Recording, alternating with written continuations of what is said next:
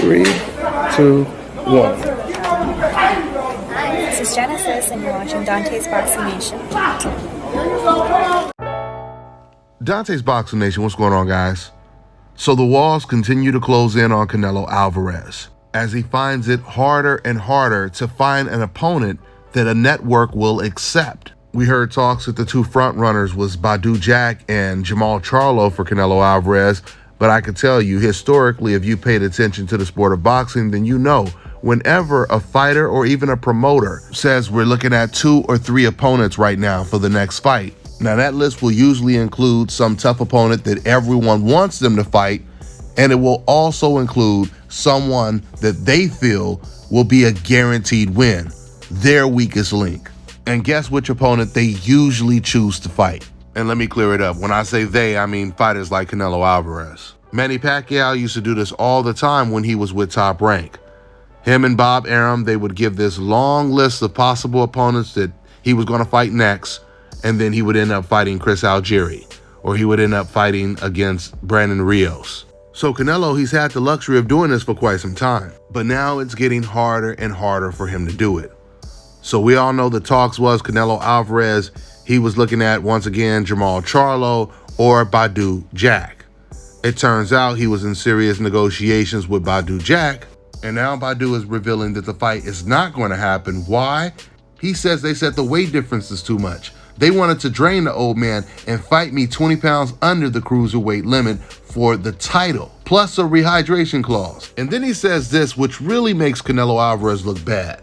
He says, Canelo, let's give the fans what they want to see and fight David Benavidez. Now, the reason why this makes Canelo look so bad, because the guy that Canelo Alvarez is choosing to fight, even he's telling Canelo Alvarez, let's give the fans the fight that they really want to see.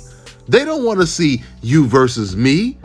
They want to see you fight David Benavidez. So not only are the fans saying they want to see this fight, not only is obviously David Benavidez putting a lot of pressure on Canelo to take that fight, the Mexican fans and the Mexican fighters are saying he needs to fight David Benavidez, and even the potential opponent that Canelo Alvarez chose is telling him, you need to fight David Benavidez.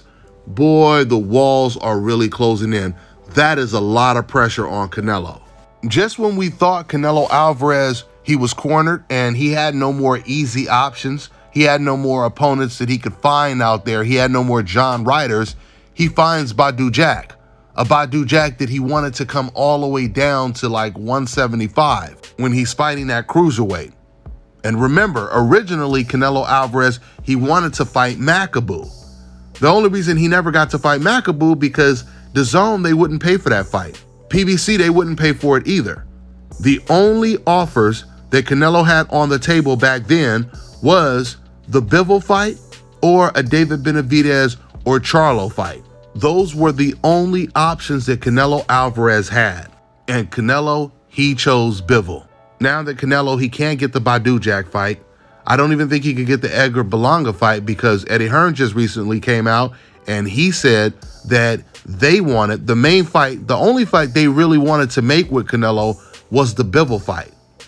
That means they're not going to give Canelo Alvarez the Berlanga fight unless he agrees to fight Bivol in a rematch, because they feel Bivol is an exclusive DAZN fighter.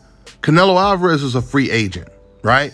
Meaning he can just beat one of their fighters and then just move on and fight with PBC or fight with another network. So they want to prevent that by forcing Canelo Alvarez to do either a 2-fight deal or a 3-fight deal so they can make some of their money back, which is really bad news for Canelo Alvarez because Canelo knows, and the whole boxing world knows, he's not beating Bivol. So it does sound like there's a very good chance he could end up fighting against Jermall Charlo. Jermall Charlo, he hasn't been in the ring in over 2 years. He's coming off of the worst performance of his career the last time he was in the ring. That seems like that would make the most sense for Canelo, even though there's still a risk that he will lose that fight as well. But if Canelo's only options are tough options, tough opponents, then for sure it would seem like Charlo would be the safest choice because Charlo is still undefeated, and we all know that Charlo has been chasing Canelo for 8 years. And if Canelo Alvarez could win that fight with no controversy, it would be the biggest win of his entire career. Let's see what he decides to do.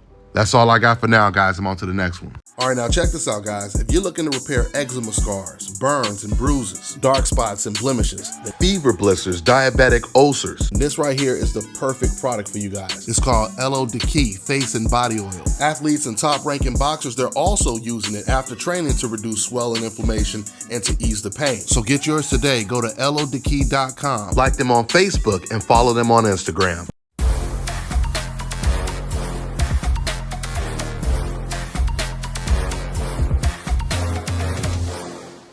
My name is Chris, and I'm all the way here from Anchorage, Alaska at Scalp Carolinas, and I'm here for my second treatment of SMP. Well, I was sitting at home one day and going over my Facebook page, and they have different, like advertisements popping up, and I saw one for SMP, and I saw some pictures of some guys, before and after, and I was looking at that, and it caught my attention, so I Googled it. SMP, nothing showed up in my area. So, I did a little more research, and all of a sudden, Scalp Carolinas popped up in the web browser. So I started watching his videos and seeing all the reaction from all the other people. We talked on the phone, we made appointments and everything. I sent him pictures, and he looked at them, and I was like, can you fix this? And, he pretty much said, no problem. My first session, he made me feel extremely comfortable. It was almost like I was talking to family.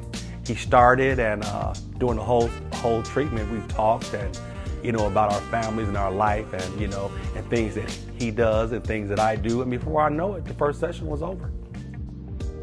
When you see someone doing something that they love, as much as I see Enoch Glover love what he does, it shows in his work. I wouldn't point anyone in any other direction but here to North Carolina, Scalp Carolinas, to get this done.